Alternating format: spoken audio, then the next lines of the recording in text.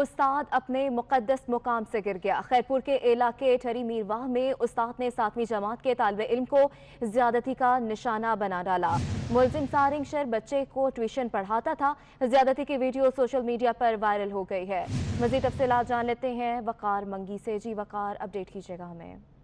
जी बिल्कुल, ये खैरपुर की तहसील ठगमीरवा में वहशी राजाना असातिज़ा की मासूम बच्चे के साथ ज्यादती। जालिम असातिज़ा ने 7वीं जमात के तालिब इल्म साहिल मंगनार को ज्यादती का निशाना बना डाला। उस्ताद की तालिब इल्म के साथ ज्यादती की वीडियो सोशल मीडिया पर वायरल हो गई। वर्षा ने बताया कि सारंग सर बच्चे को ट्यूशन पढ़ाता था, बच्चे को जबरदस्ती ज्यादती का निशाना बना। मुतासर बच्चे के वालिद का कहना था, अगर इंसाफ नहीं मिला तो बेटे समेत अपने आप को जो है आग लगा दूंगा।